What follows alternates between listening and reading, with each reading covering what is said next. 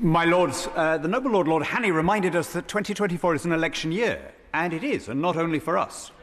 More human beings are going to have the opportunity to cast a ballot in this year than ever before in history. And that must be good news, not only intrinsically in itself, but also from the perspective of climate change. Because one of the odd things, although it's rarely noted, is that the democracies are the countries taking the lead in global collaboration. You might think from first principles that this would be one of those areas where you could have a benign dictator doing things that would be unpalatable to the electorate, but that isn't how it's worked out. Our country has become the first to halve its carbon emissions from peak, the only developed country so far to do so. We don't see any equivalent action from Russia, China, and so on. So the spread of democracy, as well as being a good thing for the people of those countries, is good from our perspectives. And yet, when we drill down and look at some of those elections, the picture looks rather different. We had the first big election last weekend in a country with a big population in Bangladesh. I think 170 million inhabitants, something like that. And the UK and the US and the European Union have all, with reason, said that it was not a free and fair election. Unsurprising. The opposition party there, the Bangladeshi Nationalist Party that used to alternate with the Awami League in office, has been broken, exiled, and its leaders jailed.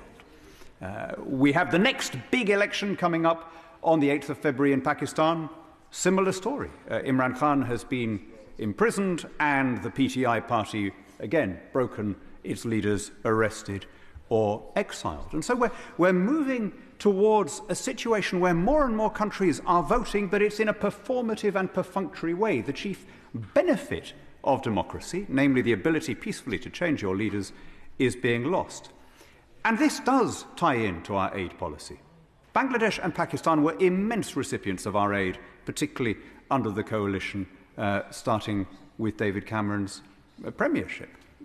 Obviously, there have been cuts since COVID, but just before COVID, I think Pakistan was getting £330+ million a year, Bangladesh more than 200 million, and yet that massive increase in aid coincided with a decline. I mean, they were imperfect democracies, but they are plainly in a worse place now than they were when that aid money began.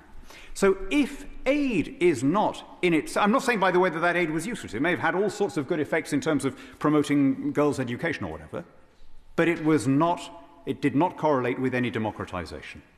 If we're not using aid as a way of spreading democracy, and therefore getting all of these other public goods that we get from it, what can we do? Well, democracy has been in retreat globally probably since the financial crisis.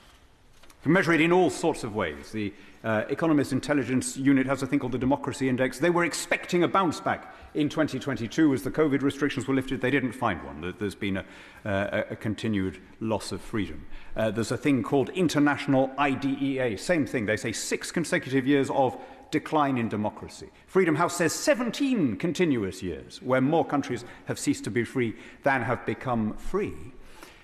This correlates to the increase in autarky and self-reliance, as the defenders of it would call it, since the banking crisis. Just like between the two wars, protectionism and authoritarianism go hand in hand. Indeed, autocrats are as much products as sponsors of economic protectionism. So what can we do, if not using our aid budget? Well, I put it to you, my lords, the one thing we can do is to recall our historic mission as a nation and try and spread globalization as an instrument of poverty alleviation. It was the single most effective way of doing that. After the Second World War, we saw billions of people lifted out of poverty as their countries ceased to be autarkic and joined global market systems. This is a much harder argument to make now than it was pre-COVID. We have mercantilist and protectionist policies in Washington, in Brussels, in Beijing. We have, indeed, sometimes it's being done in the name, supposedly, of fighting climate change, as with the absurdly misnamed Inflation Reduction Act in the US. But if our country has one historic dream and task, it's to raise its eyes above that and to be the place that drags the rest of the world to greater prosperity. It was the elimination of obstacles to trade that lifted this nation to a pinnacle of unprecedented wealth and happiness in the 19th century.